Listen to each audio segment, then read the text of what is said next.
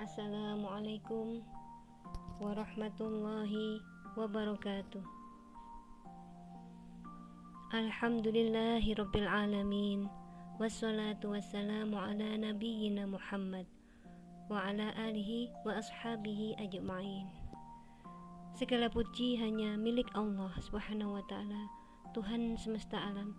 Semoga sholawat dan keselamatan selalu tercurah kepada Nabi kita Muhammad SAW, keluarganya dan para sahabatnya, serta semua orang yang mengikutinya dengan baik sampai akhir zaman.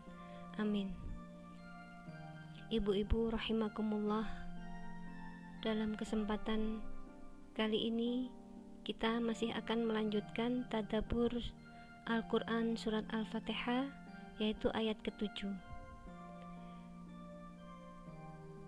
Pada bagian yang berbunyi A'udzu billahi minasyaitonir rajim waladdallin, dan bukan pula jalan orang-orang yang sesat. Kata ad-dallin menurut Quraisy Shihab berarti orang yang kehilangan jalan, bingung dan tidak mengetahui arah, yang kesimpulannya berarti orang yang sesat dari jalan kebajikan.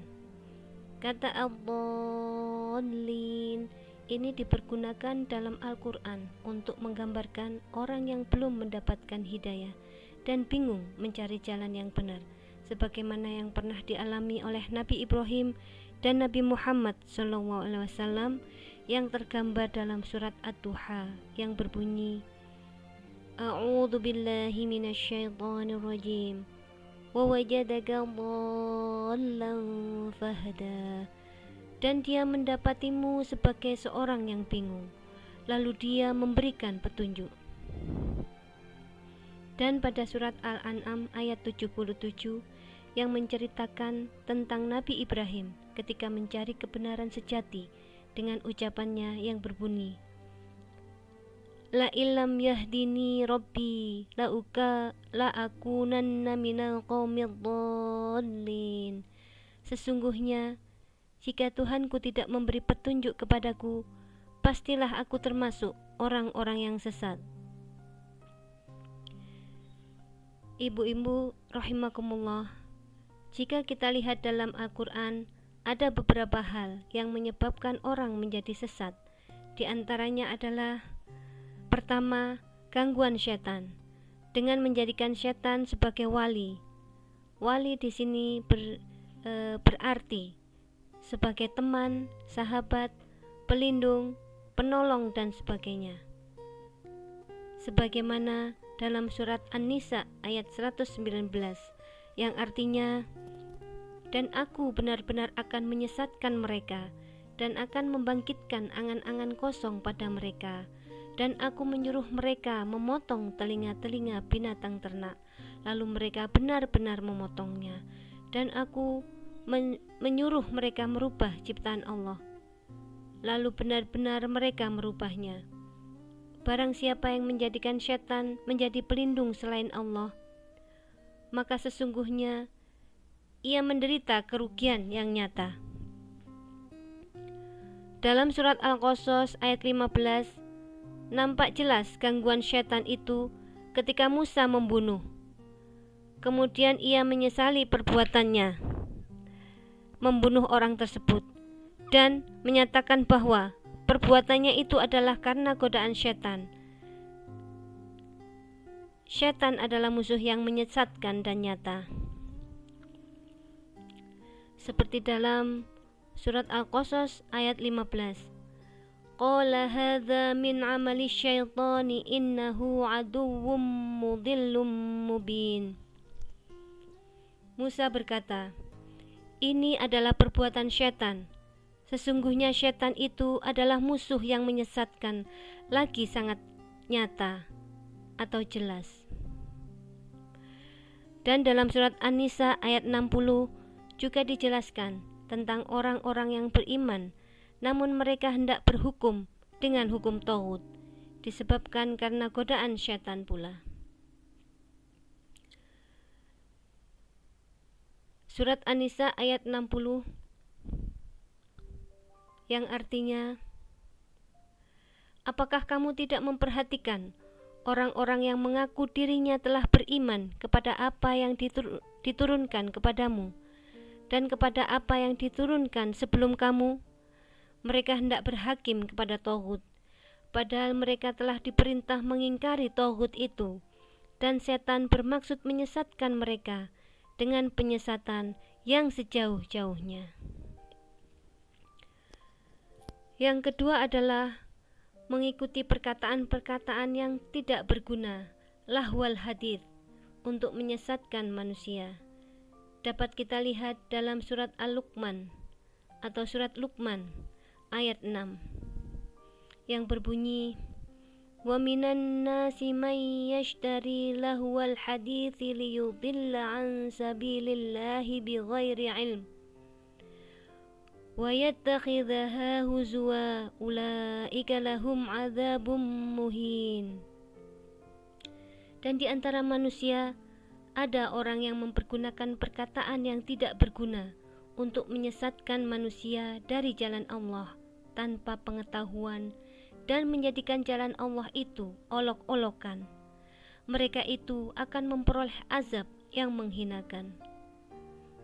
Yang ketiga adalah menolak ayat-ayat Allah tanpa alasan yang jelas, sebagaimana tercantum dalam surat Al-Mu'min ayat 34-35, yang artinya, demikianlah Allah menyesatkan orang-orang yang melampaui batas dan ragu-ragu, yaitu orang-orang yang memperdebatkan ayat-ayat Allah tanpa alasan yang sampai kepada mereka. Amat besar kemurkaan bagi mereka di sisi Allah dan di sisi orang-orang yang beriman. Demikianlah Allah mengunci hati orang yang sombong dan sewenang-wenang. Yang keempat, mengikuti hawa nafsu dapat membawa kesesatan. Dapat dilihat dalam Al-Quran surat Shad ayat 26 yang berbunyi, وَلَا تَتَّبِعِ الْهَوَى فَيُضِلَّكَ عَنْ سَبِيلِ اللَّهِ إِنَّ الَّذِينَ يَضِلُّونَ عَنْ سَبِيلِ اللَّهِ لَهُمْ عَذَابٌ شَدِيدٌ بِمَا نَسُوا يَوْمَ الْحِسَابِ. Janganlah kamu mengikuti hawa nafsu, karena ia akan menyesatkan kamu dari jalan Allah. Sesungguhnya orang-orang yang sesat dari jalan Allah akan mendapat azab yang berat, karena mereka melupakan hari perhitungan. Kelima, menyekutukan Allah dengan sesuatu, sebagaimana tercantum dalam surat Ibrahim ayat 30 yang berbunyi, وَجَعَلُوا لِلَّهِ أَنْدَادًا لِيُضِلَّ عَنْ سَبِيلِهِ قُلْ تَمَتَّعُوا فَإِنَّ مَصِيرَكُمْ إِلَى النَّارِ. Dan dia, orang kafir, mengadakan sekutu bagi Allah untuk menyesatkan manusia dari jalan Allah. Katakanlah, bersenang-senanglah kamu, karena sesungguhnya tempat kembalimu adalah neraka. Keenam, mentaati kebanyakan orang di muka bumi ini dapat menyesatkan, karena sebagian besar manusia berada dalam kesesatan, sebagaimana firman Allah dalam surat Al-An'am ayat 116, yang artinya, dan jika kamu menuruti kebanyakan orang-orang yang di muka bumi ini, niscaya mereka akan menyesatkan kamu dari jalan Allah. Mereka tidak lain hanyalah mengikuti persangkaan belaka, dan mereka tidak lain hanyalah berdusta terhadap Allah. Ibu-ibu yang dirahmati Allah, efek dari kesesatan adalah orang yang melakukan perbuatan-perbuatan yang sesat memiliki efek dalam hidupnya. Di antaranya adalah 1. Tidak mendapat jalan kebenaran, sebagaimana firman Allah dalam surat An-Nisa ayat 88. A'udzu billahi minasyaitonir rajim. Aturiduna an tahtadu. Man adallallahu wa may yudlilillahu falan tajida lahu sabila. Apakah kamu bermaksud memberi petunjuk kepada orang-orang yang telah disesatkan Allah? Barang siapa yang disesatkan Allah, sekali-kali kamu tidak mendapatkan jalan untuk memberi petunjuk kepadanya. Yang kedua, tidak ada seorang pun yang dapat memberi hidayah, sebagaimana tercantum dalam surat Ar-Ra'd ayat 33. Wa may yudlilillahu fama lahu min had. Dan barang siapa yang disesatkan Allah, maka baginya tak ada seorang pun yang akan memberi petunjuk. Ketiga, tidak mendapat pertolongan Allah di akhirat kelak, sebagaimana tercantum dalam surat Al-Isra ayat 97, yang artinya, dan barang siapa yang ditunjuki Allah, dialah yang mendapatkan petunjuk. Dan barang siapa yang disesatkan, sekali-kali kamu tidak akan mendapat penolong-penolong bagi mereka selain dari Dia. Dan kami akan mengumpulkan mereka pada hari kiamat, diseret atas muka mereka, dalam keadaan buta, bisu, dan peka. Tempat kediaman mereka adalah neraka jahanam. Tiap-tiap kali nyala api jahanam itu akan padam, kami tambah lagi bagi mereka nyalanya. Di sini dapat dikelompokkan bentuk-bentuk kesesatan. Kesesatan memiliki bentuk dan fenomena yang beragam, sebagaimana tergambarkan dalam Al-Quran. Di antara bentuk kesesatan yang biasa dilakukan manusia adalah sebagai berikut. 1. Mengganti keimanan dengan kekafiran, sebagaimana tertera dalam surat Al-Baqarah ayat 108. Am turiduna an tas'alu rasulakum kama su'ila Musa min qabl wa may yatabaddalil kufra bil imani faqad dhalla sawa'as sabil.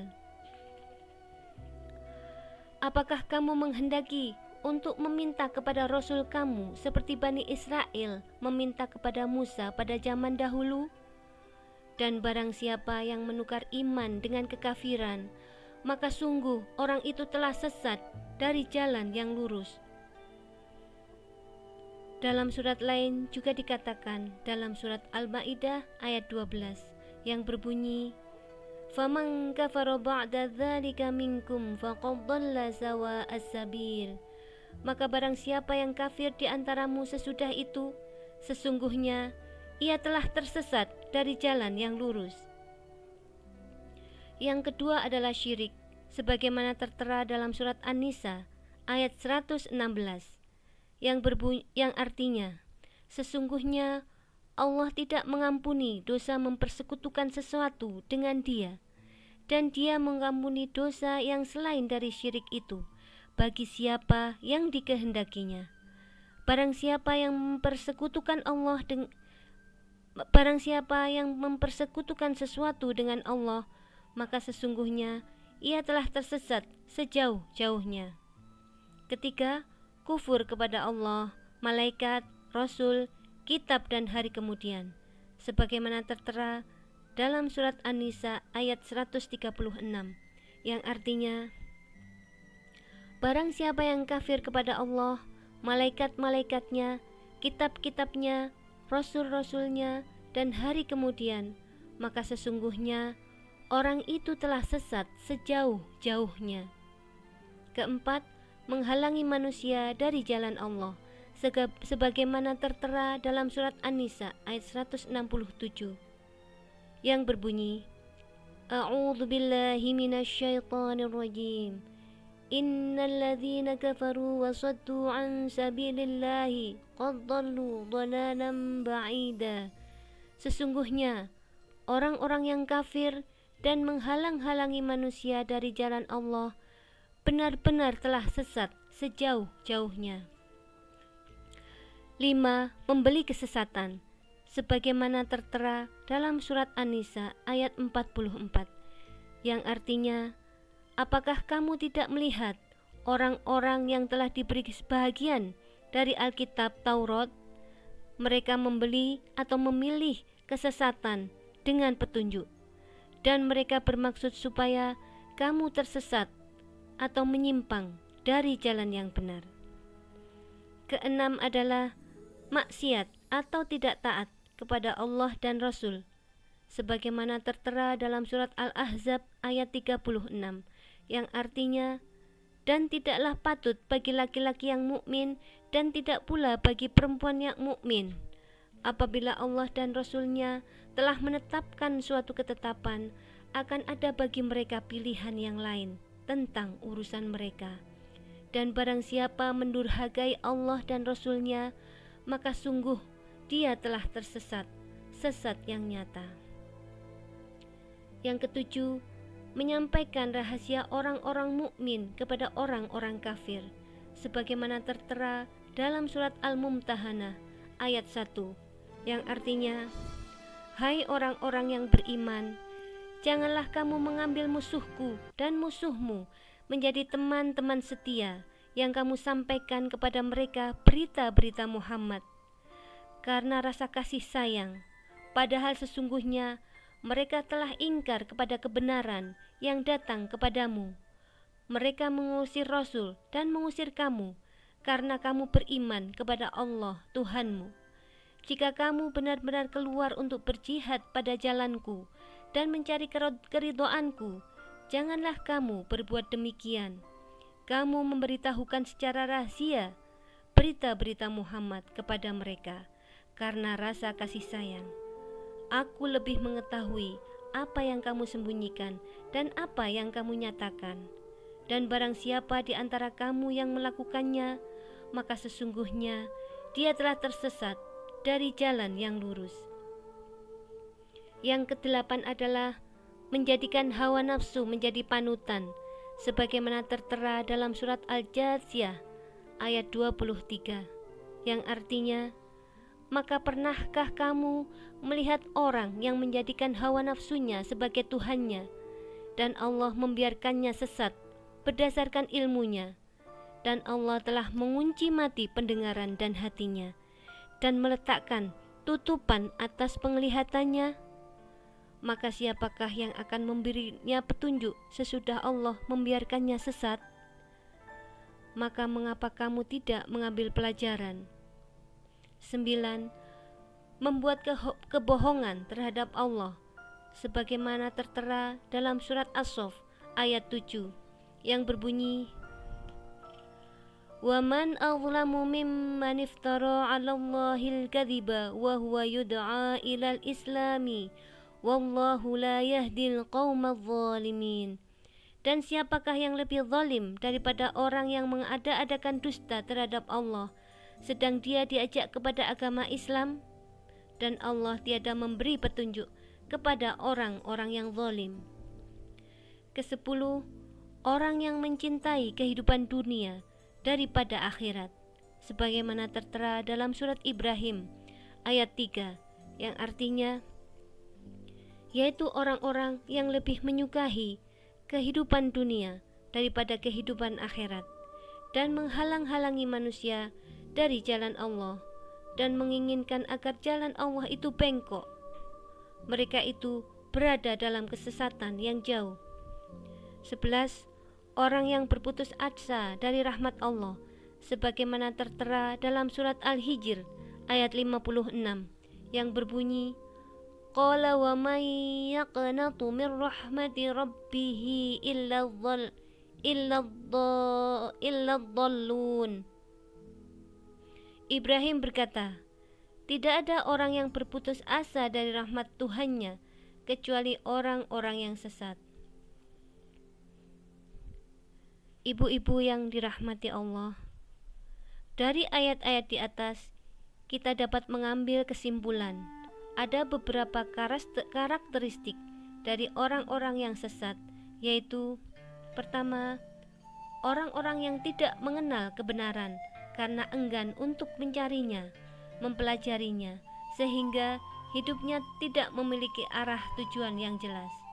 Yang kedua, orang-orang yang mengikuti hawa nafsunya, sehingga pengetahuan tentang kebenaran yang ada dalam dirinya tidak dapat difungsikan lagi, sebagaimana firman Allah dalam surat Al-Qasas ayat 50 yang berbunyi, "Waman adallu mimman taba'a hawahu bighairi huda." Dan siapakah yang lebih sesat daripada orang yang mengikuti hawa nafsunya dengan tidak mendapat petunjuk dari Allah sedikit pun.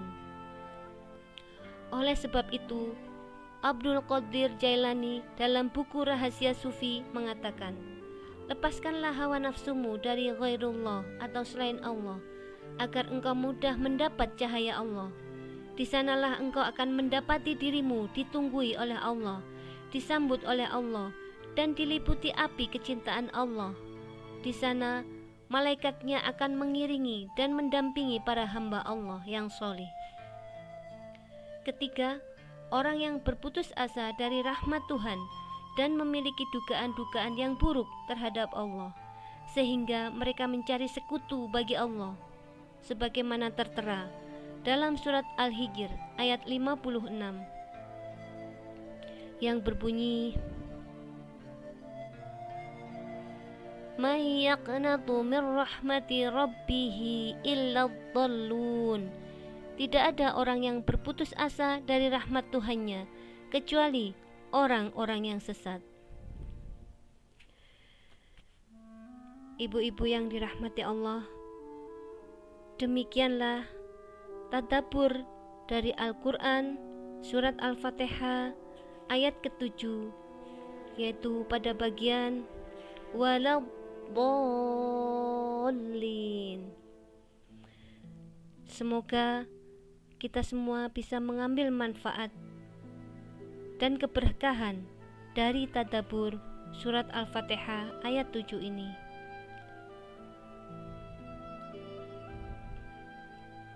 Wassalamualaikum warahmatullahi wabarakatuh.